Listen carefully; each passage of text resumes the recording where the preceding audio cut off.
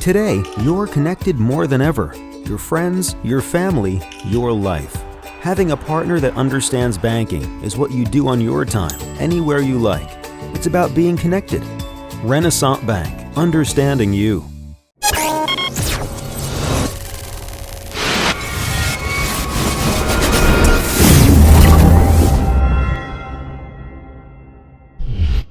Sponsored by Renaissance Bank.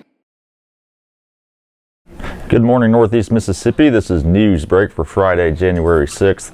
I'm Brad Locke. Thanks for joining us. You can catch Newsbreak every weekday at 7 a.m. You can watch it for free at djournal.com, Facebook, YouTube, or the Daily Journal's mobile apps for Apple and Android devices. Going to give you quick updates now on news, sports, and weather on this Friday. Let's start with the Weather Underground forecast. Today, we do have snow showers possible. We're going to have a high of just 30 degrees, low of 18, and the chance of snow is 40%, expected accumulation of less than 1 inch. The 3-day outlook: Saturday it's going to clear up, clear skies, high of 35, low of 18, 0% chance of rain. Clear skies again Sunday with a high of 40, low of 23, 0% chance of rain. More of the same Monday, but warming up a little bit. Clear skies, high of 48, low of 41, 0% chance of rain. Let's take a look now at some of the top stories from the Daily Journal and djournal.com. Legislation is expected to be introduced soon to provide details of the proposed rewrite of the Mississippi Adequate Education Program. It was assumed that EdBuild, the New Jersey-based company hired by state leaders to make recommendations for the rewrite, would give details of proposed changes prior to the start of the 2017 legislative session. That hasn't happened, and the deadline to introduce any such bill is January the 16th. The MAEP is the mechanism used to provide the bulk of state funding to local school districts, and it has been underfunded by $1.8 billion since 2008. Now, in theory, a so-called dummy bill could be introduced by January 16th. That would include all the relevant legal code sections needed to be alive in the legislative process to rewrite MAEP, with details of the proposed changes added later. But that would create substantial controversy in a process that has left some education supporters complaining about its lack of transparency.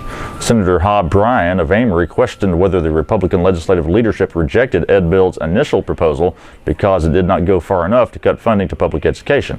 Leaders say that is not their intention. Rather, they want to develop a formula that allows for more targeted funding of students to ensure specific needs are being met. A recently formed partnership between Joyner Elementary School and a local church aims to help improve children's reading skills. Volunteers from St. Luke Methodist Church are acting as mentors to second grade students who need a little extra help with reading. The church is partnering with Joyner not only on an academic level, but also on a social level. Joyner Principal Kimberly Foster said volunteers have attended school plays, visited their students for lunch, and provided snacks during the school day. Foster's hope is that the reading volunteers continue to work with students on academics and build those relationships as they advance from grade to grade. Reading is a major focus in second grade, partly because teachers are trying to prepare students to pass the third grade reading test, which determines whether they will advance to fourth grade. Teachers have selected students who need extra help to move up to the next reading level. There are currently 18 volunteers from St. Luke. They meet with the same 4 students each week and spend about 15 minutes reading aloud with each student one-on-one. After spending Thursday morning working with students, volunteer Hannah Schimpert said she saw them become more comfortable reading aloud, and they began to warm up to her too. If you live in Saltillo, you could be getting a new smoke detector for free. The Saltillo Fire Department is looking for 700 homes to install the devices at no cost. The department received a grant from the Federal Emergency Management Agency to order 2,100 smoke detectors. Now, the plan is to install 3 in each house, but it must act quickly. The grant requires all of the devices to be in place by the end of August. As part of FEMA guidelines, recipients must live in the Saltillo city limits and own their home. Landlords are already required by law to provide smoke detectors in rental properties. Anyone interested can call the Saltillo Fire Department's non-emergency number or drop by City Hall to be placed on the list, and that number is 869-8656. Saltillo Fire Chief Mark Nowell said teams will contact the people on the list to schedule a time to install the detectors. Firemen also will talk to the homeowners about fire safety and the importance of a fire escape plan.